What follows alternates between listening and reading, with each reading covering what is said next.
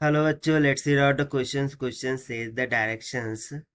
This question consisting of two statements, each printed as statement 1 and statement 2. While answering the question, you have to require to choose any one of the following four responses. So हमें statement 1 and statement 2 बोला जा रहा है, उसके लिए response दिए हुए हैं, हमें करेक्ट रिस्पॉन्स को चूज करना है.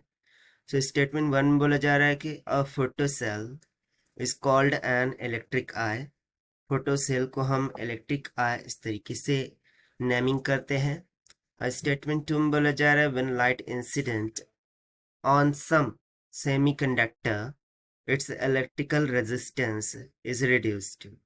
जब लाइट इंसिडेंट करती है सेमीकंडक्टर पर, तो उसकी इलेक्ट्रिकल रेजिस्टेंस रिड्यूस कर जाती है. तो चलिए फिर देखते हैं हम इसको सोल्यूशन से. But before of its, let's talk about the key concept which we are going to use here for this question. So यहाँ पर हम फोटो इलेक्ट्रिक इफेक्ट इस कॉन्सेप्ट का यूज करने वाले हैं.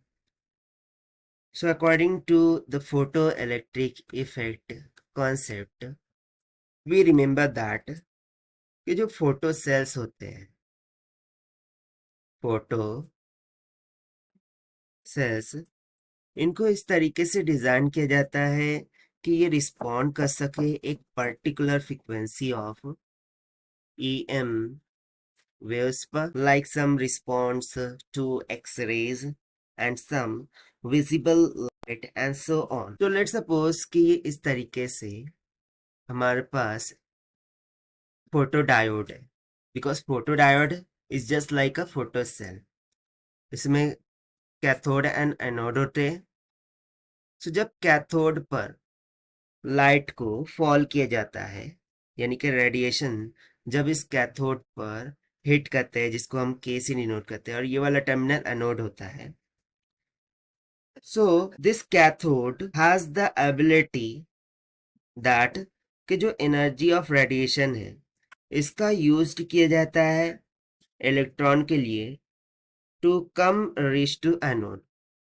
यानी कि जैसे ही ये लाइट इस कैथोड को हिट करेंगी, सो इस फोटोडायोड में मौजूद जो इलेक्ट्रॉन है वो एक्सेलरेट हो जाते हैं to move towards the anode, that is the electrode, which is called the work function, and remaining energy is used as kinetic energy to reach the anode. So basically यहाँ पर हम Einstein photoelectric effect का use कर सकते हैं कि देखिए h nu is equal to h nu not plus में फाई नॉट या फिर के ई मैक्स होता है. सो लेट सपोज कि सरफेस का जो थ्रेशोल्ड फ्रीक्वेंसी है वो न्यू नॉट की इक्वल है, और जो इंसिडेंट लाइट है उसकी फ्रीक्वेंसी न्यू की इक्वल है. तो जैसे ही इंसिडेंट फ्रीक्वेंसी थ्रेशोल्ड फ्रीक्वेंसी का ग्रेटर हो जाती है, जो कि बेसिकली इस कैथोड पर इंसिडेंट कर रही है, सो ये जो इलेक्ट्रॉन है ये इजेक्ट हो जाते हैं सरफेस से. और इलेक्ट्रॉन इजेक्ट हो रहा है मीन्स टू से कि ये टूवर्ड्स या नॉट क्या करने लग जाते हैं, मूव करने लग जाते हैं, because of kinetic energy which is required to reach to the anode.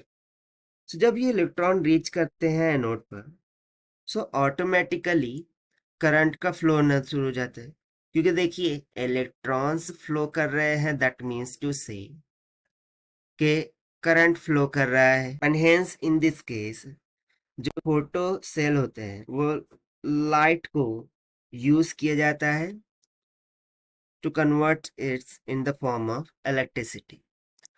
Or we will say that कि by conservation of energy, photo cell के द्वारा हम क्या कर रहे हैं, लाइट एनर्जी को कन्वर्ट कर रहे हैं इनटू इलेक्ट्रिकल एनर्जी में.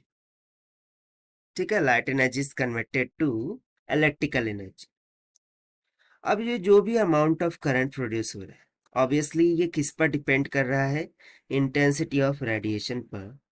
और जो पोटेंशियल डिफरेंस है between this anode and cathode, ये जो पोटेंशियल डिफरेंस है उसको हम मेंटेन करते हैं, so that if we use the photocell in dark, so no electricity will be generated. So hence by using the Ohm's law we remember that कि V is equals to क्या होता है IR. So यदि हम यहाँ पर potential को क्या कर रहे हैं, मेंटेन कर रहे हैं, यानी कि कांस्टेंट कर रहे हैं, that means to say I is inversely proportional to resistance.